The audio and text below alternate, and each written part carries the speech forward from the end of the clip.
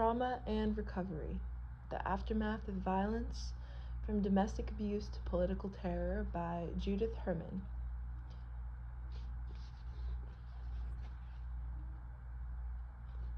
Chapter 3: Disconnection. Traumatic events call into question basic human relationships. They breach the attachments of family, friendship, love, and community. They shatter the construction of the self that is formed and sustained in relation to others. They undermine the belief system that give meaning to human experience. They violate the victim's faith in a natural and divine order and cast the victim into a state of existential crisis. The damage to relational life is not a secondary effect of trauma, as originally thought. Traumatic events have primary effects, not only on the psychological structures of the self, but also on the systems of attachment and meaning that link individual and community.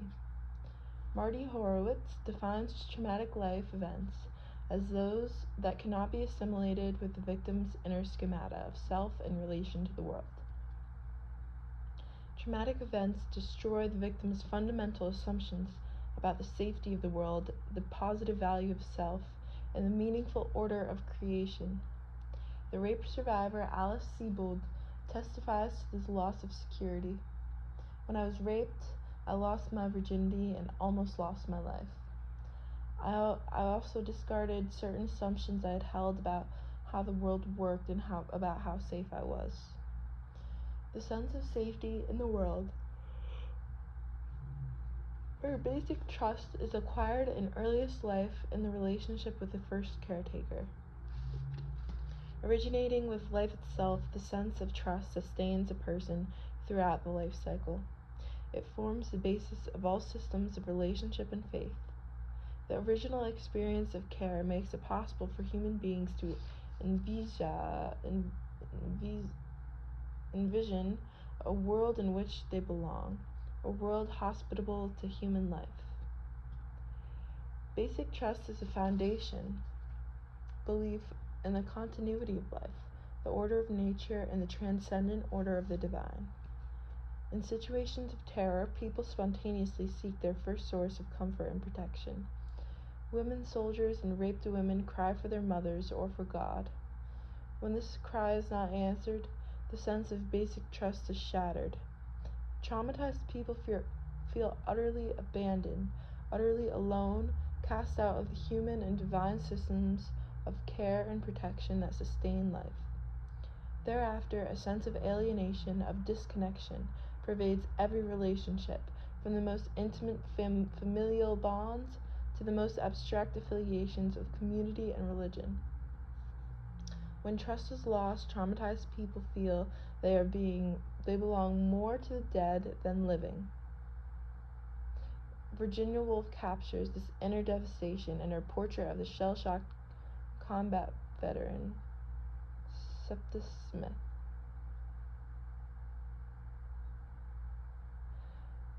This was now revealed to Septimus, the message hidden in the beauty of words, the secret signal which one generation passes under disguise to the next its loathing, hatred, despair. One cannot bring children into a world like this. One cannot perpetuate suffering or increase the breed of these lustful animals who have no lasting emotions, but only whims and vanities eddying them now this way, now that. For the truth is that human beings have neither kindness nor faith nor charity beyond what serves to increase the pleasure of the moment. They hunt in packs. Their packs scour the desert and vanish screaming into the wildness. The damaged self. A secure sense of connection with caring people is the foundation of personality development. When this connection is shattered, the traumatized person loses her basic sense of self. Developmental conflicts of childhood and adolescence, long since resolved, are suddenly reopened. Trauma forces the survivor to relive all of her earlier struggles over autonomy, initiative, competence, identity, and intimacy. The developing child's positive sense of self depends on a caretaker's benign use of power. When a parent who is much more powerful than a child nevertheless shows some regard for that child's individuality and dignity, the child feels valued and respected. She develops self-esteem. She also develops autonomy, that is, a sense of her own separateness within the relationship. She learns to control and regulate her own bodily functions and to form and express her own point of view. Traumatic events violate the autonomy of the person at the level of basic bodily integrity. The body is invaded, injured, defiled. Control over bodily functions is often lost. In the folklore of combat and rape, this loss of control is often recounted as the most humiliating aspect of trauma. Furthermore, at the moment of trauma, almost by definition, the individual's point of view counts for nothing. In rape, for example, the purpose of the attack is precisely to demonstrate contempt for the victim's autonomy and dignity. The traumatic event thus destroys one's belief that one can be oneself in relation to others. Unsatisfactory resolution of the normal developmental conflicts over autonomy leaves the person prone to shame and doubt. These emotional reactions reappear in the aftermath of traumatic events. Shame is a response to helplessness, the violation of bodily integrity, and the indignity suffered in the eyes of another person. Doubt reflects the inability to maintain one's own separate point of view while remaining in connection with others. In the aftermath of traumatic events, survivors doubt both others and themselves. Things are no longer what they seem. The combat veteran Tim O'Brien describes this pervasive sense of doubt. For the common soldier, war has a feel, the spiritual texture of a great ghostly fog, thick and permanent. There is no clarity. Everything swirls. The old rules are no longer binding. The old truths no longer true. Right spills over into wrong. Order blends into chaos. Love into hate. Ugliness into beauty. Law into anarchy. Civility into savagery. The vapors suck you in. You can't tell where you are or why you're there, and the only certainty is your overwhelming ambiguity. In war, you lose your sense of the definite, hence your sense of truth itself, and therefore it's safe to say, in a true war story, nothing is ever absolutely true. As the normal child develops, her growing competence and capacity for initiative are added to her positive self-image. Unsatisfactory resolutions of the normal developmental conflicts over initiative and competence leaves the person prone to feelings of guilt and inferiority. Traumatic events, by definition, thwart initiative and overwhelm individual competence. No matter how brave and resourceful the victim may have been, her actions were insufficient to ward off disaster. In the aftermath of traumatic events, as survivors review and judge in their own conduct, feelings of guilt and inferiority are practically universal. Robert J. Lifton found survivor guilt to be a common experience in people who had lived through the war, natural disaster, or nuclear holocaust. Rape produces essentially the same effect. It is the victims, not the perpetrators, who feel guilty. Guilt may be understood as an attempt to draw some useful lesson from disaster and to regain some sort of self-power and control. To imagine that one could have done better may be more tolerable than to face the reality of utter helplessness. Feelings of guilt are especially severe when the survivor has been a witness to the suffering or death of other people.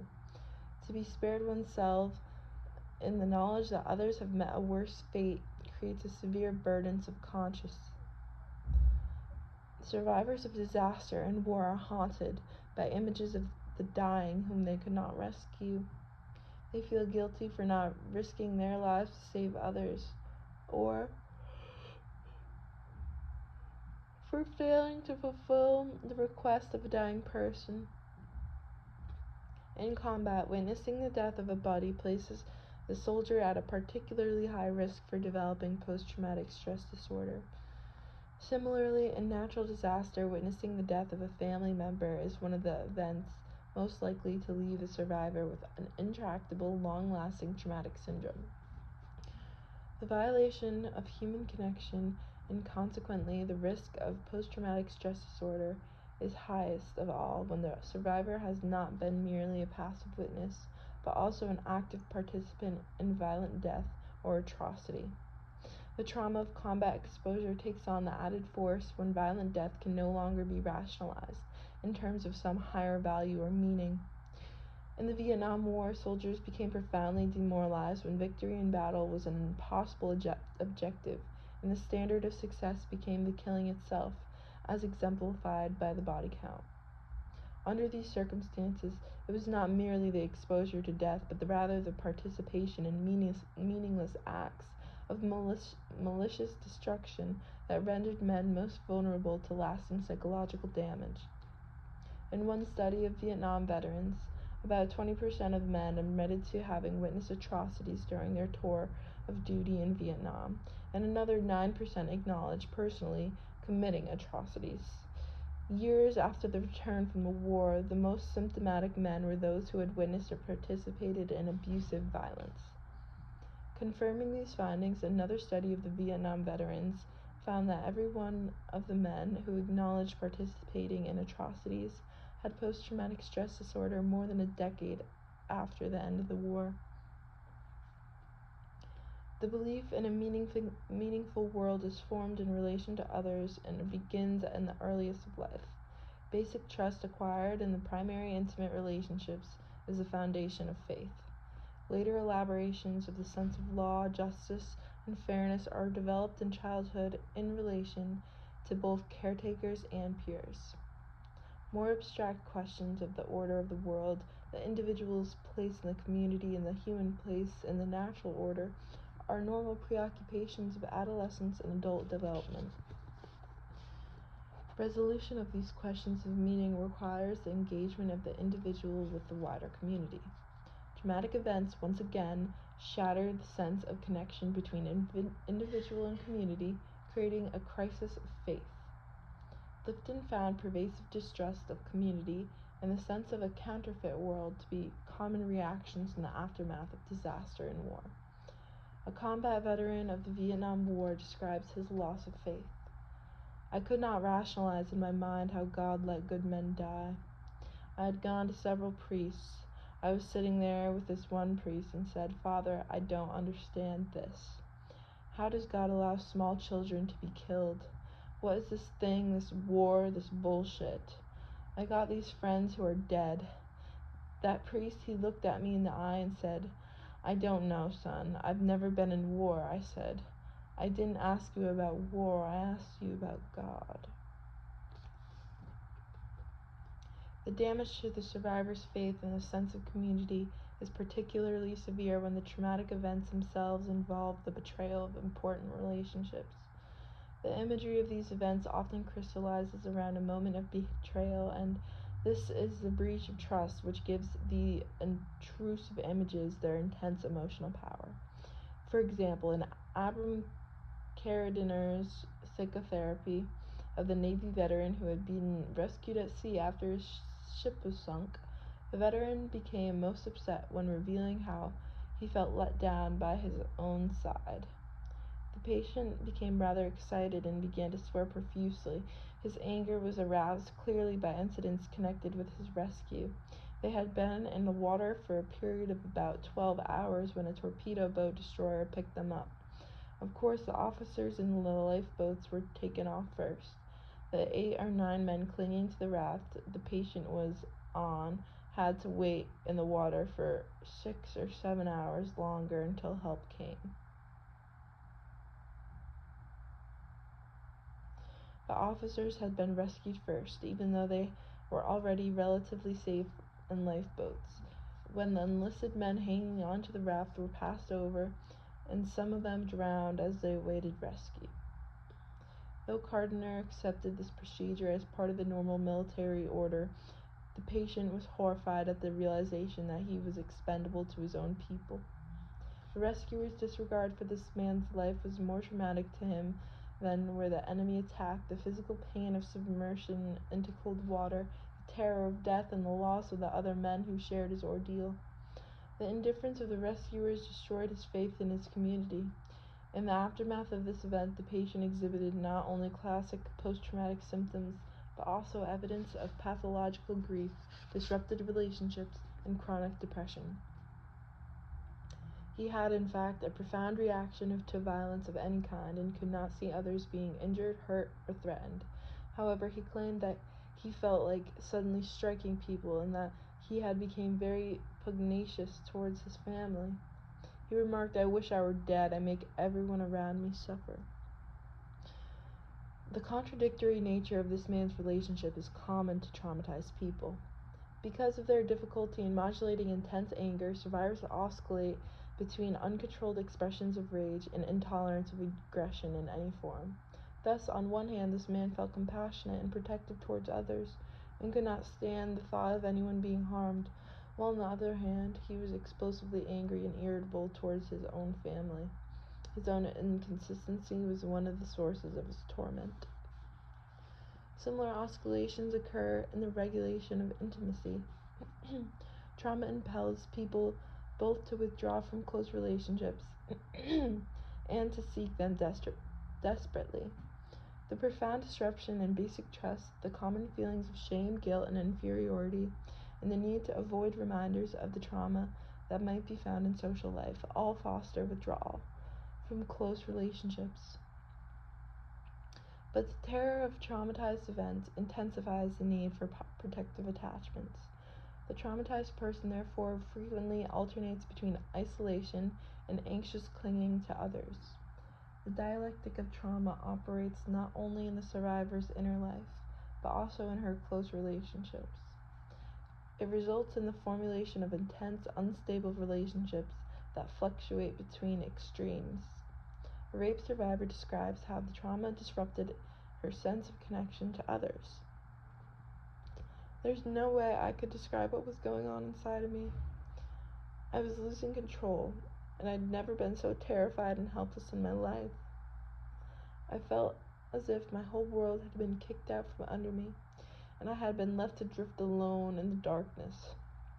I had horrible nightmares in which I relived the rape. I was terrified of being with people and terrified of being alone.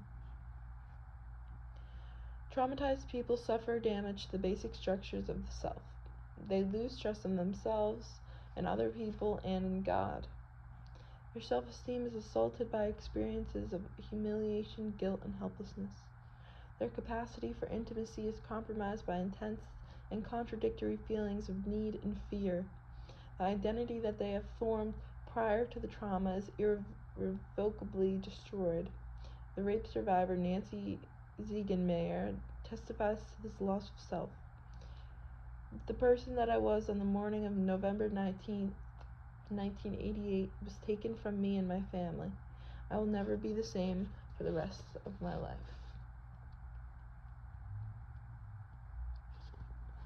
Vulnerability and resilience. The most powerful determinant of psychological harm is the character of the traumatic event itself. Individual personality characteristics count for little in the face of overwhelming events. There is a simple direct relationship between the severity of the trauma and its psychological impact, whether that impact is measured in terms of the number of people affected or the intensity and duration of harm. Studies of war and natural disasters have documented a dose-response curve, whereby the greater the exposure to traumatic events, the greater percentage of the population with symptoms of post-traumatic stress disorder. In the National Study of Vietnam Veterans' Readjustments to Civilian Life, soldiers who did a tour of duty in Vietnam were compared to soldiers who had not been assigned to the war thereafter, as well as to civilian counterparts. 15 years after the end of the war, over a third of Vietnam veterans who had been exposed to heavy combat still qualified for a diagnosis of post-traumatic stress disorder. By contrast, only 9% of these veterans with low or moderate combat exposure, 4% of the veterans who had not been sent to Vietnam, and 1% of the civilians had the disorder. Approximately twice the number of veterans who still had the syndrome at the time of the study had been symptomatic at some time since their return. Of the men exposed to heavy combat, roughly 3 in 4 had suffered from a post-traumatic syndrome. With severe enough traumatic exposure, no person is immune. Lenore Terr, in her study of school children who had been kidnapped and abandoned in a cave, found that all the children had post-traumatic symptoms, both in the immediate aftermath of the event and on follow-up 4 years later. The element of surprise, the threat of death, and the deliberate, unfathomable malice of the kidnappers all contributed to the severe impact of the event, even though the children were physically unharmed. Ann Geerges and Linda Holstrom, who interviewed rape survivors in a hospital emergency room, found that in the immediate aftermath of the assault, every woman had symptoms of post-traumatic stress disorder. Follow-up studies find that rape survivors have high levels of persistent post-traumatic stress disorder compared to victims of other crimes. These malignant effects of rape are not surprising given the particular nature of the trauma. The essential element of rape is the physical, psychological, and moral violation of the person. Violation is in fact a synonym for rape. The purpose of the rapist is to terrorize, dominate, and humiliate his victim, to render her utterly helpless. Thus, rape by its nature is intentionally designed to produce psychological trauma. Though the likelihood that a person will develop PTSD depends primarily on the nature of the traumatic event, individual differences play an important part in determining the form that the disorder will take. No two people have identical reactions, even to the same event. The traumatic syndrome, despite many of its constant features, is not the same for everyone. In the study of combat veterans with PTSD, for example, each man's predominant symptom pattern was related to his individual childhood history, emotional conflicts, and adaptive style. Men who had been prone to antisocial behavior before going into the war were likely to have predominant symptoms of irritability and anger, while men who had higher moral expressions of themselves and strong compassion for others were more likely to have dominant symptoms of depression. The impact of traumatic events also depends to some degree on the resilience of the affected person. While studies of the combat veterans in the Second World War have shown that every man has his breaking point, some broke more easily than others. Only a small minority of exceptional people appear to be relatively invulnerable to extreme situations. Studies of diverse populations have reached similar conclusions. Stress-resistant individuals appear to be those with high social ability, a thoughtful and active coping style, and a strong perception of their ability to control their destiny. For example, when a large group of children were followed from birth until adulthood, roughly 1 child in 10 showed an unusual capacity to withstand an adverse early environment. These children were characterized by an alert, active temperament, unusual social ability, and skill in communicating with others, as well as a strong sense of being able to affect their own destiny, which psychologists call internal locus of control. Similar capacities have been found in people who have particular resistance to illness or hardiness in the face of ordinary life stresses. During stressful events, highly resilient people are able to make use of any opportunity for purposeful action in concert with others, while ordinary people are more easily paralyzed or isolated by terror. Incapacity to preserve social connection and active coping strategies, even in the face of extremity, seems to protect people to some degree against the later development of PTSD. For example, among the survivors of the disaster at sea, the men who had managed to escape by cooperating with others showed relatively little evidence of post-traumatic stress disorder afterwards. By contrast, those who had frozen and dissociated tended to be more symptomatic later. Highly symptomatic as well as were the Rambos, men who had plunged into impulsive isolated actions and had not affiliated with others. A study of 10 Vietnam veterans who did not develop PTSD in spite of heavy combat exposure showed once again the characteristic triad of active, task-oriented coping strategies, strong sociability, and an internal locus of control. These extraordinary men had consciously focused on preserving their calm, their judgment, their connection with others, their moral values, and their sense of meaning, even in the most chaotic battlefield conditions. They approached the war as a dangerous challenge to be met effectively while trying to stay alive, rather than an opportunity to prove their manhood or a situation of helpless victimization. They struggled to construct some reasonable purpose for the actions in which they engaged and to communicate this understanding to others. They showed a high degree of responsibility for the protection of others as well as themselves, avoiding unnecessary risks and on occasion challenging orders that they believed to be ill-advised. They accepted the fear in themselves and others, but strove to overcome it by preparing themselves for danger as well as they could. They also avoided giving in to rage, which they viewed as dangerous to survival. In a demoralized army that fostered atrocities, none of these men expressed hatred or vengefulness towards the enemy, and none engaged in rape, torture, murder of civilians or prisoners, or mutilation of the dead. The experiences of women who have encountered the rapist suggest that the same resilient characters are protective to some degree. The women who remained calm, used many active strategies, and fought to the best of their ability were not only more likely to be successful in thwarting the rape attempt, but also less likely to suffer severe distress symptoms, even if their efforts ultimately failed. By contrast, the women who were immobilized by terror and submitted without a struggle were more likely not only to be raped, but to be highly self-critical and depressed in the aftermath. Women's generally high sociability, however, was often a liability rather than an asset during a rape attempt.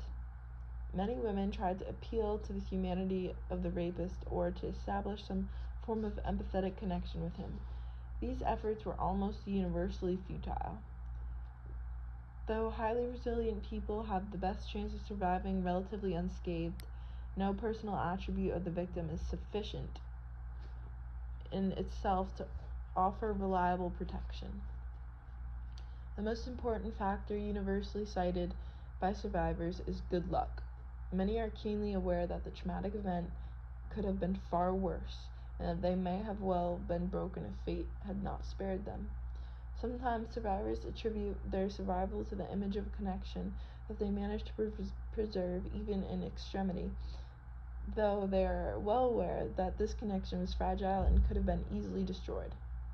A young man who survived attempted murder describes the role of such a connection. I was lucky in a lot of ways. At least they didn't rape me. I don't think I could have lived through that. After they stabbed me and left me for dead, I suddenly had a very powerful image of my father. I realized I couldn't die yet because it would cause him too much grief. I had to reconcile my relationship with him. Once I resolved to live, an amazing thing happened. I've actually visualized the knot around my wrists, even though my hands were tied behind my back. I untied myself and crawled into the hallway. My neighbors found me just in time. A few more minutes and it would have been too late. I felt I had been given a second chance at life. While a few resourceful individuals may be particularly resilient to the malignant psychological effects of trauma, individuals at the other end of the spectrum may be particularly vulnerable. Predictably, those who are already disempowered or disconnected from others are most at risk. For example, the younger, less well-educated soldiers sent to Vietnam were more likely to be exposed to extreme war experiences.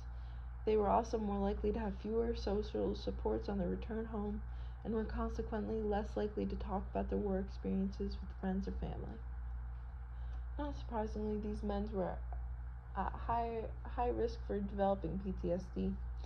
Soldiers who had any pre-existing psychological disorder before being sent to Vietnam were more likely to develop a wide range of psychiatric problems upon return. But this vulnerability was not specific to the post-traumatic syndrome. Similarly, women who had psychiatric disorders before they were raped suffered particularly severe and complicated post-traumatic reactions. Traumatic events, like other misfortunes, are especially merciless to those who have already been troubled.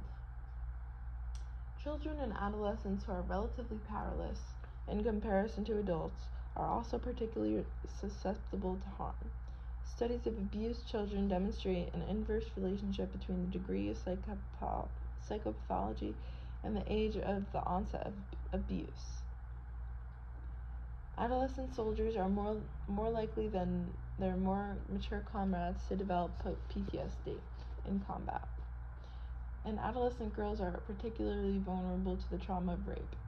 The experience of terror and disempowerment during adolescence effectively compromises the three normal adaptive tasks at this stage of life: the formation of identity, the gradual separation from the family of origin, and the exploration of a wider social world. Combat and rape, the public and private forms of organized social violence, are primarily experiences of adolescence and early adult life. The U.S. Army enlists young men at 17. The average age of Vietnam combat soldier was 19. In many other countries, boys are conscripted for military service while barely in their teens. Similarly, the period of the highest risk of rape is in late adolescence. Half of all victims are aged 20 or younger at the time they are raped. 3/4 have been between the ages of 13 and 26. The period of greatest psychological vulnerability is also, in reality, the period of greatest traumatic exposure for both young men and young women. Rape in combat might thus be considered complementary social rites of initiation into the coercive violence at the foundation of the adult society. They are paradigmatic forms of trauma for women and men, respectively.